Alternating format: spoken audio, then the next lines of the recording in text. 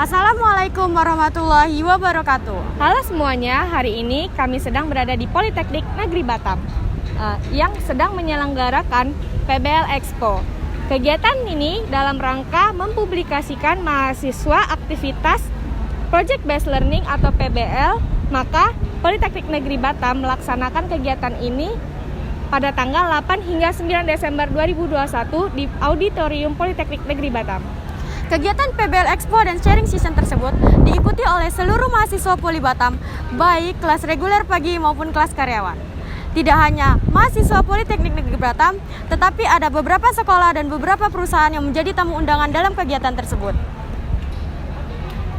Baik, sekarang kami akan mengajak teman-teman sekalian untuk melihat beberapa kegiatan yang ada di dalam. Yuk kita lihat.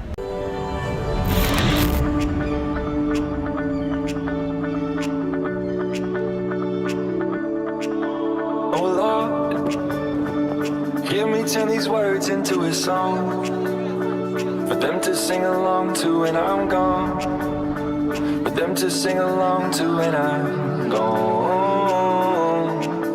Oh Lord, let me be the one to set them free. I will give them every part of me, put my heart where everyone can see. They can call me whatever they want, call me crazy. You can call me whatever you want, that won't change me. I just don't care what the world says, I'm gonna make it. They can call me whatever they want, so what if I am crazy? They can call me whatever they want, call me crazy.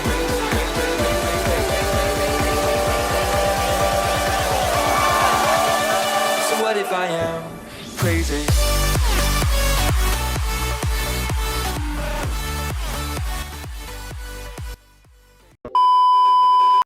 Oke, sekarang kita sedang berada bersama dengan salah satu peserta PBL Expo 2021. Sekarang kayak mau naik-naik nih Bang. Nama Bang siapa pertama?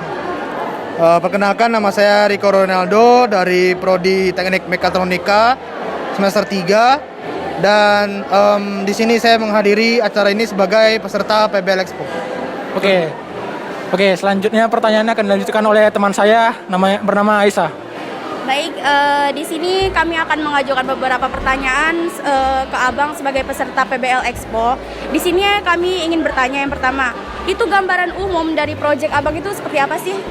Oke, jadi yang seperti kita tahu kalau di pintu-pintu itu ya keamanannya kurang ya. Apalagi kalau misalnya ada di ruangan yang penting seperti itu. Misalnya di dalam ruangan itu terdapat barang-barang yang bisa dibilang harganya tidak rendah gitu ya. Mungkin dibutuhkan keamanan khusus untuk disaring siapa-siapa aja sih yang bisa masuk, dan siapa yang masuk ini nanti bisa di rekap dalam bentuk website gitu. Nah, jadi project ini adalah sistem keamanan pintu di mana hanya orang yang dinyatakan kalau dia boleh masuk itulah yang bisa menggunakan RFID card nanti di tap di satu alat kami yang di package kami. Dengan kartu tersebut di tap nantinya akan membuka suatu pengunci yang awalnya mengunci pintu tersebut gitu.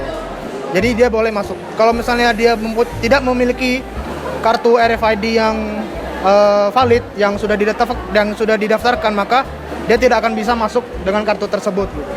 Baik, terus di sini kami juga ingin bertanya, apa sih yang membedakan kunci biasa dengan security system using RFID card dari project PBL Expo yang Abang buat ini sih? Apa gitu yang membedakan dari project Abang ini?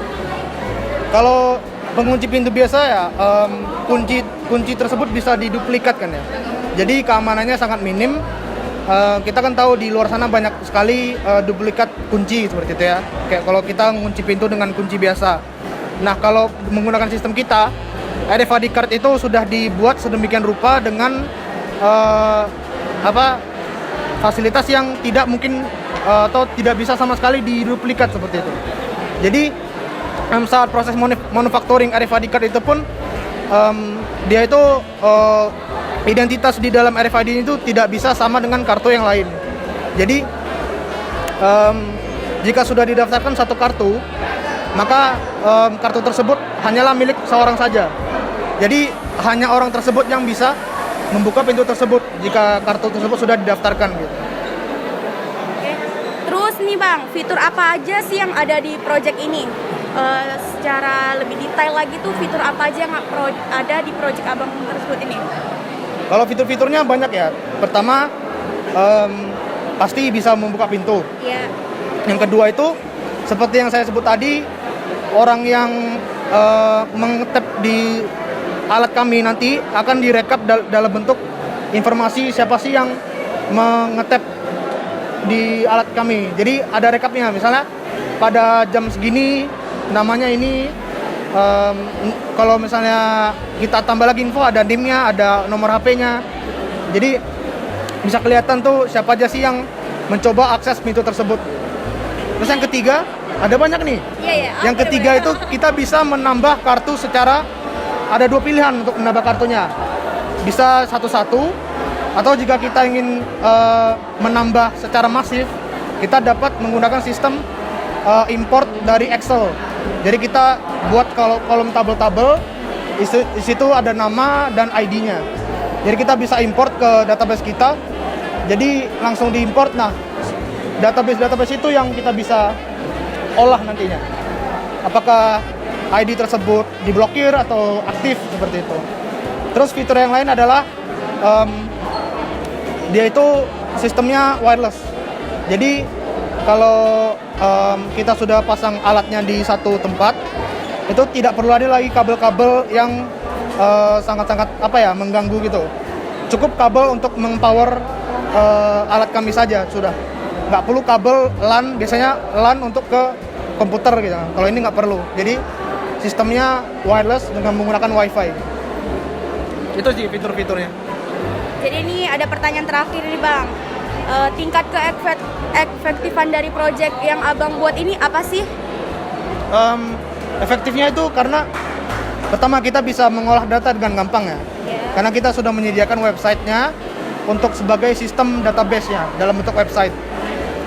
Namun kalau kita bicara keefektifan, ada kekurangannya nih. Kekurangannya itu karena dia menggunakan WiFi. Jadi WiFi yang digunakan tuh harus dalam kondisi baik dan tidak mati sewaktu-waktu. Nah, jika dia mati maka sistem kami sudah siapkan akan masuk ke mode offline. Itu salah satu fiturnya tuh. Mode offline di mana WiFi kan mati. Nah, dengan tidak ada WiFi-nya itu tetap ada security-nya. Nah, untuk kartu yang bisa mengetap itu kami sudah membuatnya sedemikian rupa gitu. Kayak hanya kartu ini yang bisa membuka pintu dalam mode ketika WiFi mati gitu. Itu bisa diubah-ubah kok. Itu yang sebagai langkah antisipasi kami untuk jika memang WiFi-nya mati, ada security walaupun tidak sebagus yang jika ada WiFi. Oke, makasih ya Bang ya atas kesempatannya menjelaskan cukup rinci ya Bang ya tentang proyeknya ya. Itu semoga proyeknya bisa terus berkembang lagi dan mungkin perusahaan-perusahaan banyak yang ngelirik proyek Abang. Oke, terima kasih ya Bang ya atas waktunya. Thank you Bang. Sekarang kita lagi bersama dengan peserta salah satu PBL Expo. Di sini dengan bersama Kak siapa ya? Aditya Pratama dari Prodi Robotika semester 3. Oh ya. Abang buat produknya seperti apa? Buat produk apa? Ini diperuntukkan untuk robot kontes. Setiap tahun dia ada kontes robot yang namanya KRSRI, kontes robot STAR Indonesia. Fungsinya ini kan diperuntukkan untuk kontes. Nah, kami kontes itu ada 4x4 lapangan. Nah, di dalam lapangan itu ada 2 ruangan. Dalam satu ruangan itu untuk robot ini bisa memadamkan api dan mengangkat korban. Cara kerjanya gimana? Itu semua pakai sensor, dia otonom, bergerak sendiri. Oke, sekian. Terima kasih ya Kak. Sekian dari kegiatan reportase kita hari ini. Wassalamualaikum warahmatullahi wabarakatuh.